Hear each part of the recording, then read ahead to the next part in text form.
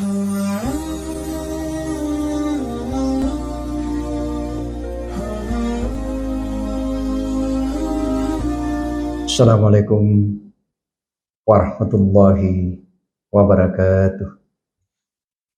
Bismillahirrahmanirrahim. Alhamdulillahi wa kafa. Asyhadu an la ilaha illallah wa asyhadu anna Muhammadar Rasulullah. Allahumma salli wa salli ala sayyidina Muhammadin wa ala ali sayyidina Muhammad, amma ba'd. Pertama-tama marilah kita panjatkan puji syukur kehadirat Allah Subhanahu wa taala sehingga di pagi hari ini kita dapat melaksanakan pengajian di tempat yang mulia ini. Tema hari ini ialah menjenguk orang sakit. Rasulullah Shallallahu Alaihi Wasallam bermaksud mengatakan bahwa kamu harus ingat akhirat, sedangkan kamu selalu lari dari peringatan kamu cinta dunia. Sebentar lagi kamu akan berpisah dengannya tanpa perintah. Apa yang kamu banggakan akan diambil darimu. Kesedihan dan penyesalan akan datang kepadamu menggantikan kegembiraan. Wahai orang-orang yang lalai, sadarlah, kamu bukan lalai dari kewajiban, tapi kamu telah menjadi cita-citamu untuk memenuhi syahwatmu. Ini yang kita gambarkan. Karena kelesatan serta mengumpulkan dunia, menumpuk harta-harta yang kita miliki, lalu kamu sibuk dengan permainan kehidupanmu, sedang kamu nanti satu saat akan mendapatkan suatu kesulitan. Karena di dalam hidup ini kita tidak selamanya menghadapi sesuatu, kita tidak selamanya juga selalu kita sehat. Satu saat kita akan sakit.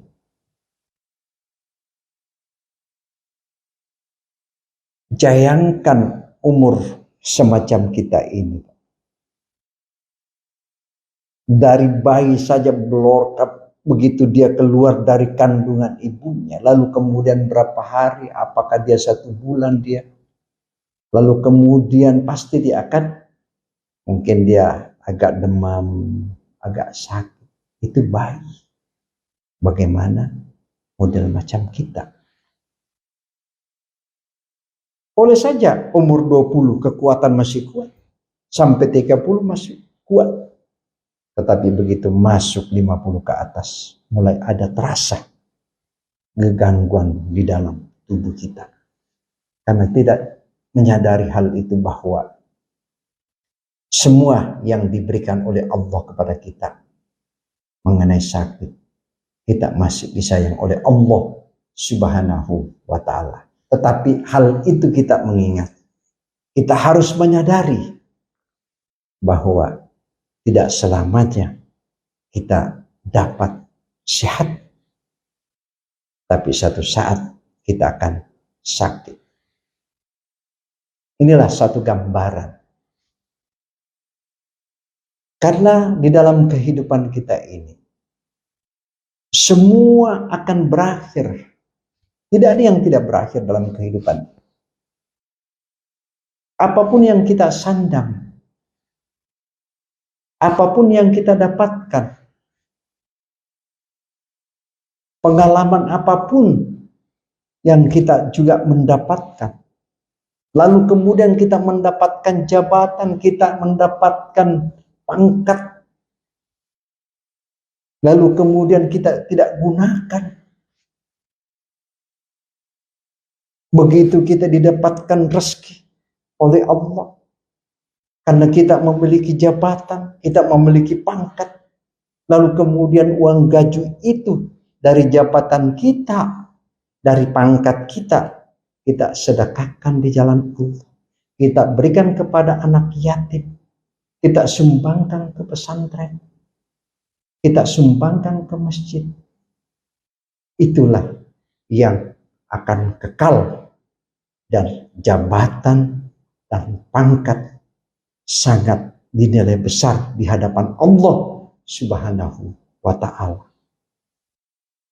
Tapi sebaliknya, kita mendapatkan suatu jabatan, kita mendapatkan suatu pangkat, lalu kemudian kita tidak gunakan kebaikan itu yang kita dapat gaji kita dari jabatan kita, dari pangkat kita, tapi tidak pernah kita sedekahkan di jalan Allah. Kita tidak pernah membantu kepada anak yatim, ya, pondok pesantren, lalu kemudian masjid. Kita berikan kepada janda-janda yang tua, bukan janda-janda yang muda. Kalau yang muda banyak yang mau, tapi janda-janda tua, nenek-nenek mana ada yang mau? Enggak ada yang ada. Tetapi kan bukan soal nilai yang kita berikan itu, yang kita sedekahkan itu, tetapi dengan keikhlasan. Itu yang Allah lihat. Buat apa kita juga menyumbangkan semua gaji kita dari pangkat dan jabatan kita, lalu kemudian kita tidak ikhlas, sia-sia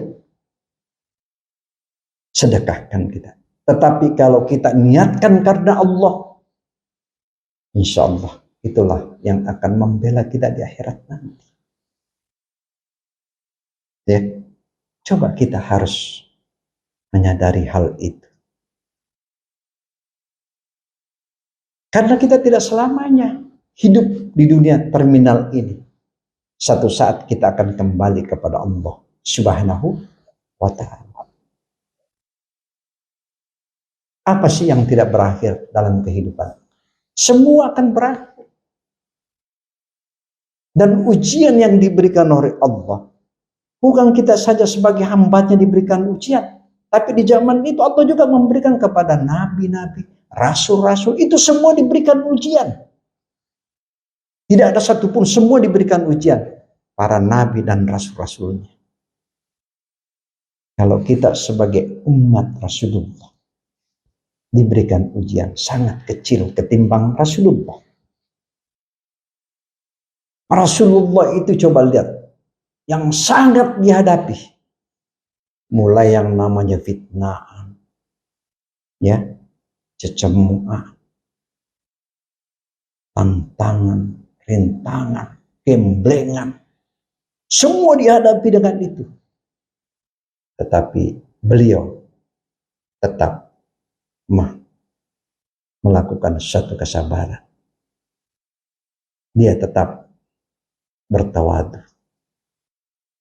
Inilah yang kita lihat, bahwa bagaimanapun Rasulullah diberikan suatu ujian terhadap Allah Subhanahu wa ta'ala.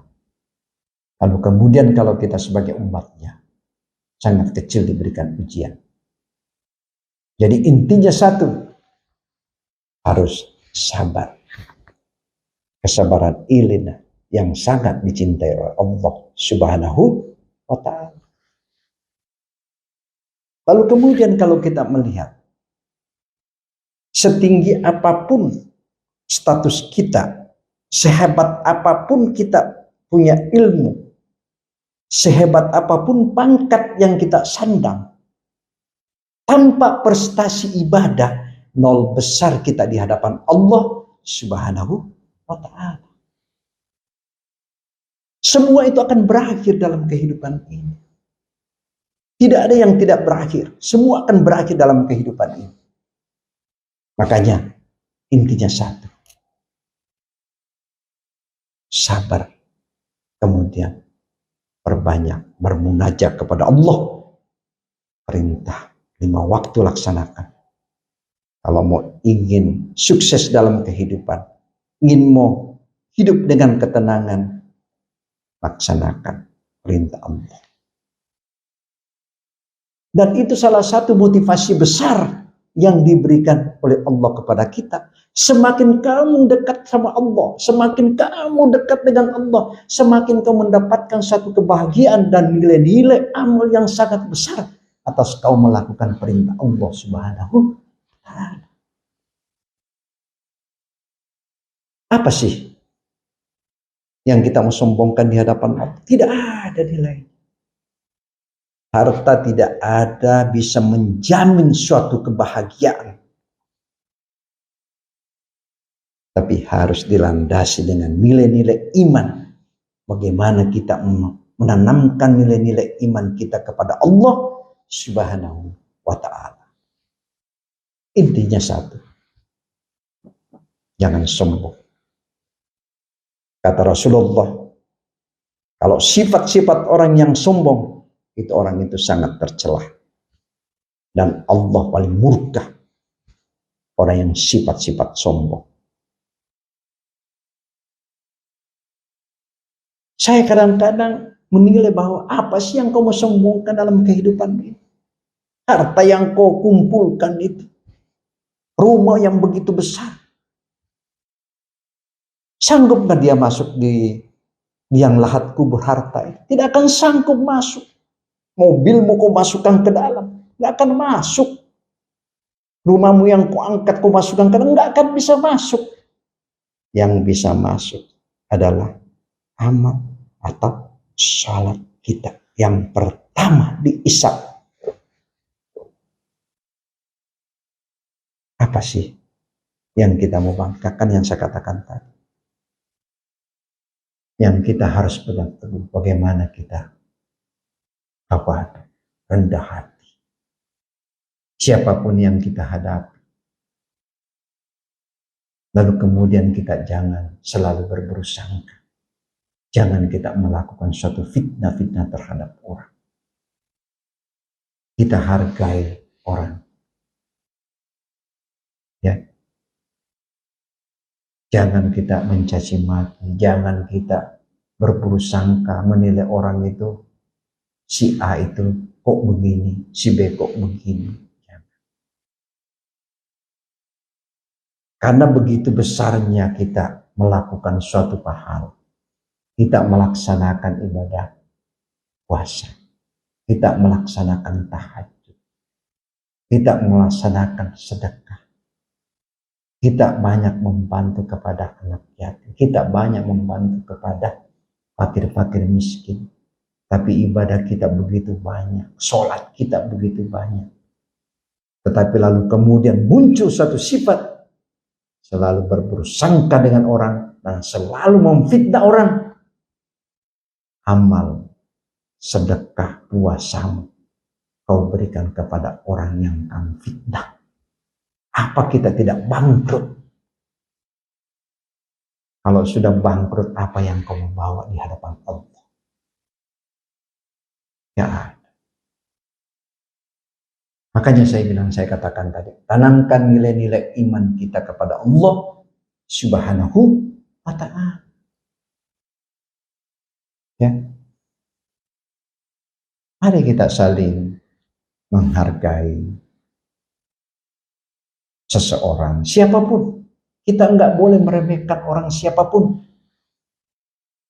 Boleh jadi kita mengatakan si A itu jelek, tapi belum tentu di hadapan Allah itu jelek. Sebaliknya, kita mengatakan orang itu baik, tapi di hadapan Allah belum tentu itu baik.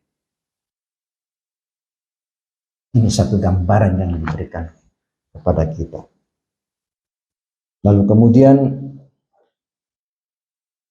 Allah juga berfirman, la yukallifullahu nafsan illa wus'aha laha ma kasabat wa 'alaiha maktasabat. Coba kalau kita melihat suatu yang diberikan oleh Allah kepada kita, Allah tidak membebani seseorang melainkan sesuai dengan kesanggupannya. Dia akan mendapat suatu pahala dari kebajikan yang dia kerjakan. Ini kalau kita mau lihat betapa besarnya karunia Allah memberikan kepada kita. Kalau kita melakukan suatu perbuatan, ya, dengan nilai-nilai iman, kita tanamkan itu. Karena kita ini sebagai manusia, kita ini sebagai hamba Allah, tidak ada yang sempurna. Tergantung dari diri kita sendiri.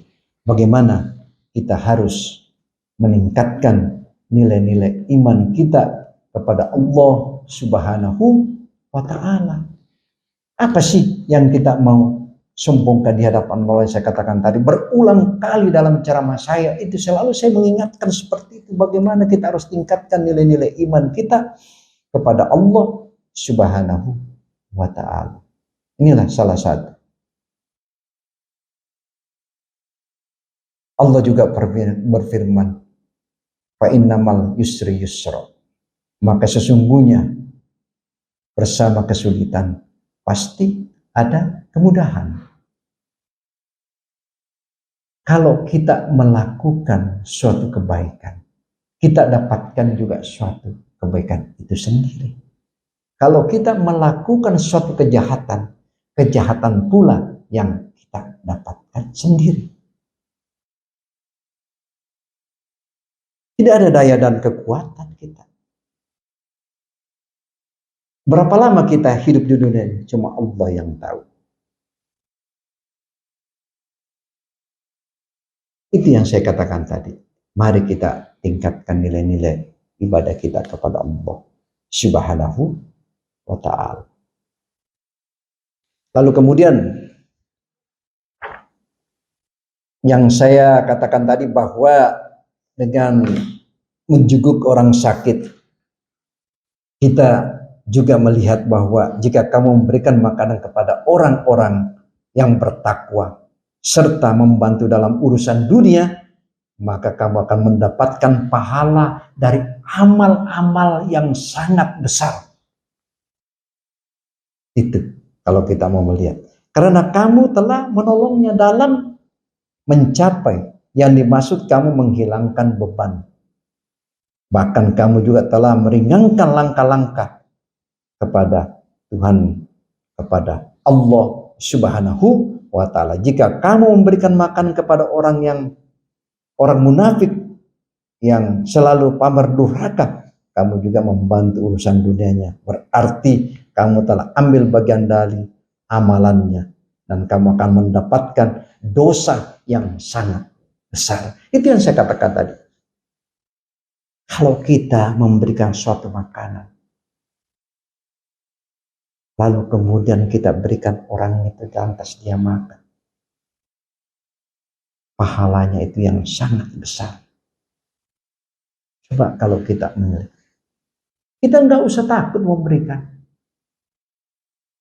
Karena kenapa saya katakan tadi bahwa Rasulullah sudah menyampaikan, apabila rezeki yang diberikan oleh Allah kepada kamu, lalu kemudian kamu belanjakan di jalan Allah, kau berikan anak yatim, kau bantu kepada pesantren, kau berikan kepada masjid, kau berikan kepada janda-janda tua, bukan janda-janda muda, berikan aja, akan bertambah 1:3.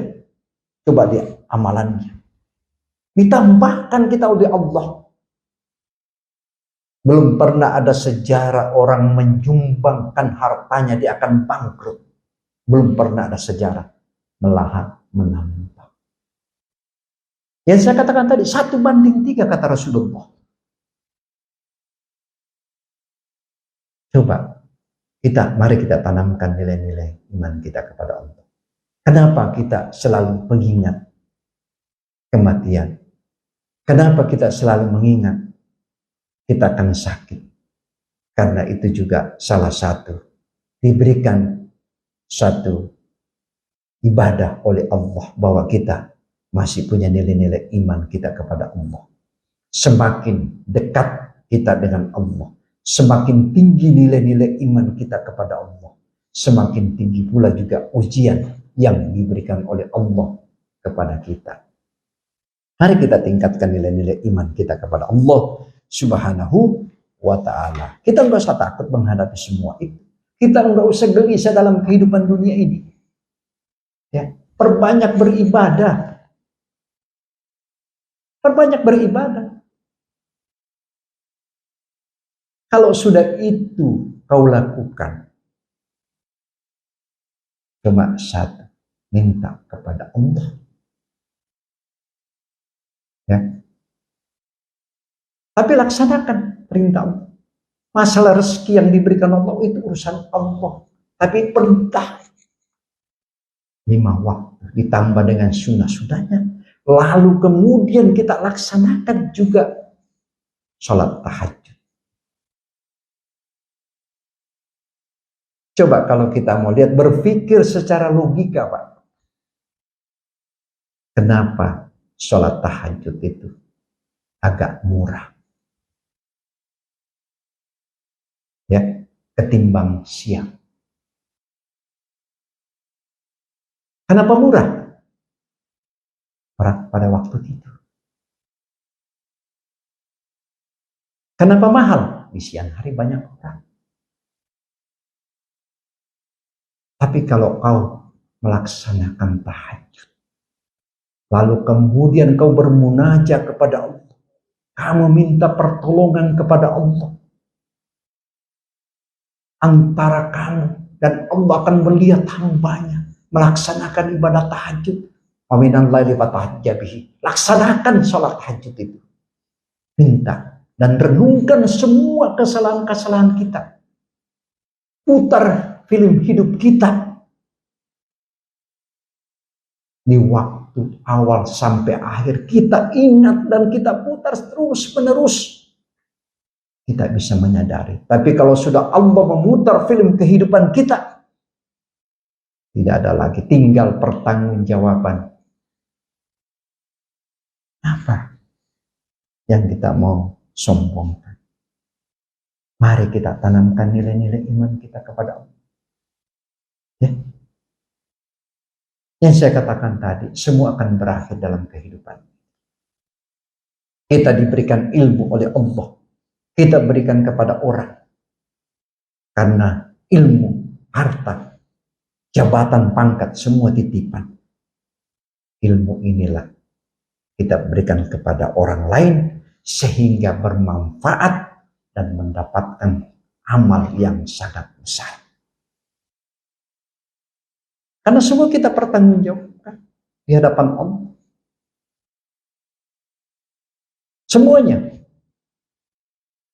Bukan cuma harta saja, anak, istri.